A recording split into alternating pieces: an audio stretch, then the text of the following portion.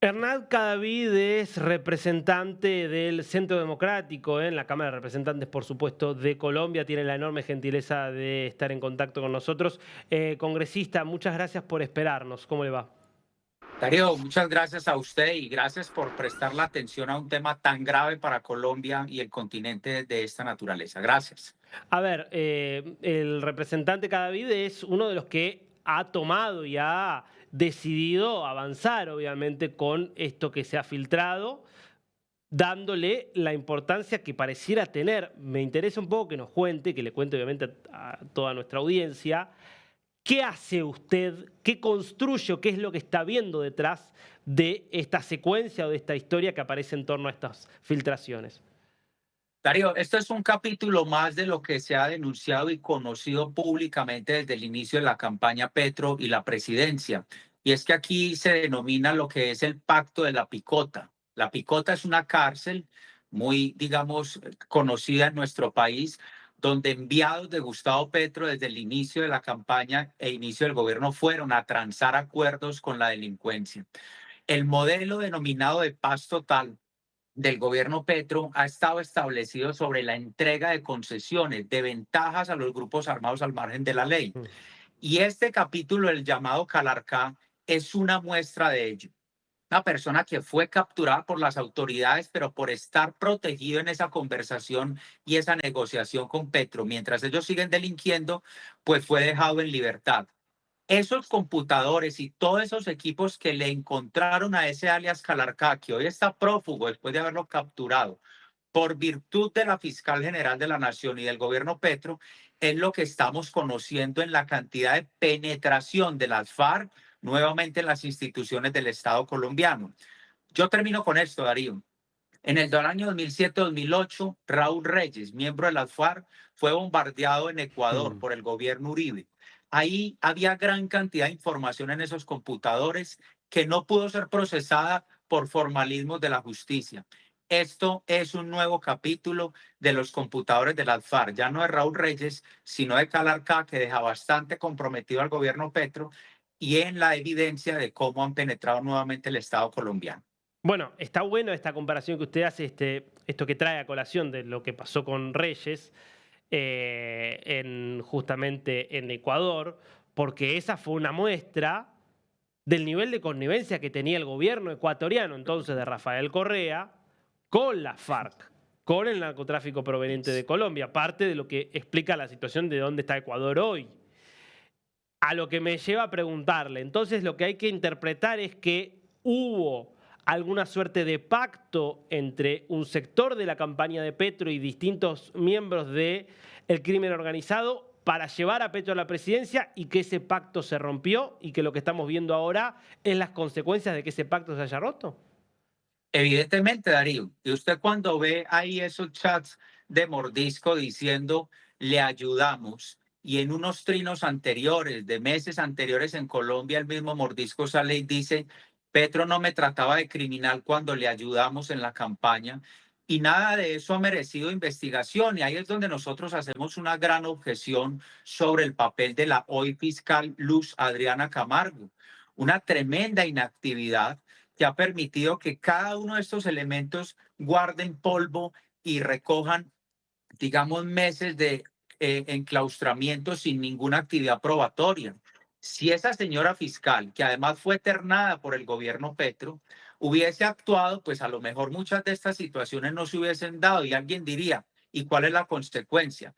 ¿Cómo ve usted, Darío, que ese alias Calarcá, después de haber sido liberado, después de haber sido capturado, es el responsable de muchos delitos, pero uno muy memorable y doloroso para los colombianos de no hace más de 2 meses, Claro. la explosión de un helicóptero con 13 policías a bordo?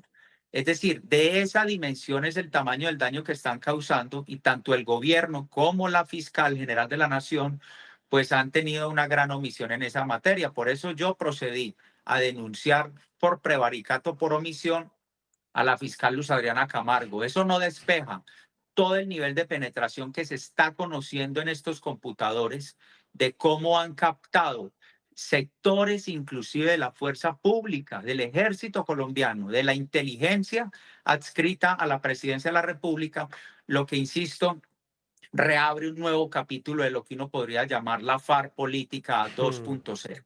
A todo esto, la vicepresidenta Francia Márquez dijo, estos son todas pruebas malintencionadas, no hay ninguna evidencia fehaciente que me vincule a mí con estas operaciones, porque en esos chats justamente quien habla con Iván Mordisco dice, lo hicimos, o mejor dicho, Iván Mordisco le dice a esta persona, lo hicimos todo a través de Francia Márquez, es decir, la ayuda a la campaña de Petro fue a través de Francia Márquez, es lo que se dice en esos chats. Dice Francia Márquez, este es alguien que se quiso hacer el importante y citó mi nombre, pero sin ninguna vinculación. ¿Está mintiendo para usted la vicepresidenta?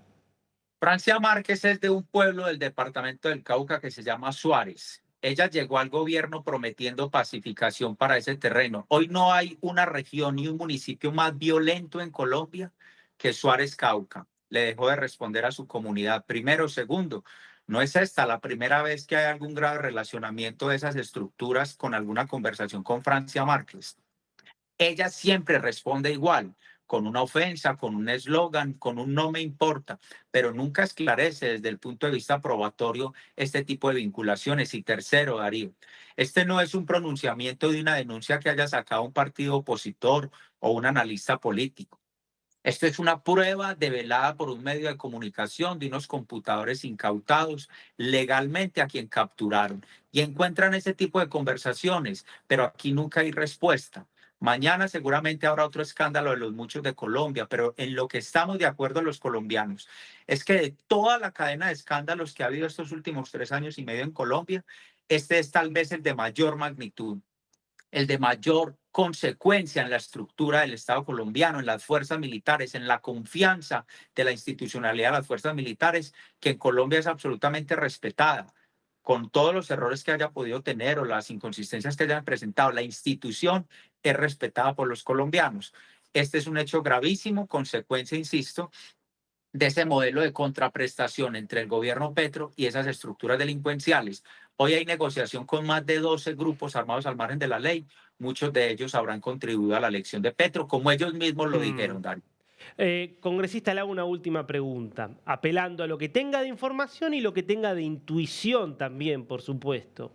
Su Sí. sensación es que acá hay sectores del gobierno que pueden llegar incluso a la propia Francia Márquez, al propio Petro, que decidieron en su momento negociar con los narcocriminales porque son cómplices de los narcocriminales o les da el beneficio de la duda de que tal vez tienen buena fe y que creen que la única forma de resolver el conflicto es negociando con los criminales, que es lo que creen algunos.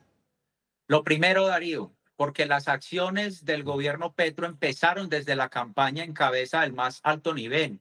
El propio hermano de Gustavo Petro, Juan Fernando Petro, dijo que la delincuencia habría podido aportarle a la campaña alrededor de 1 millón de votos. No son declaraciones mías, son de ellos que empezaron a llegar a esas cárceles. Por eso ese pacto de la picota, el vicio que tiene la elección de Petro es tener el sello del aporte que hicieron las estructuras criminales en este país, que ahí están cobrando el favor, insisto, el propio Mm, Mordisco dice, mm. no nos llamaba criminales cuando le ayudamos a ganar. Ahora, ¿qué nos dice? Ahí están las pruebas. Hernán Cadavid, representante de la Cámara Baja en Colombia. Muchísimas gracias por este tiempo con DNews. Ariel, muchas gracias a usted y gracias por la atención en este tema importante para nuestro país. Gracias.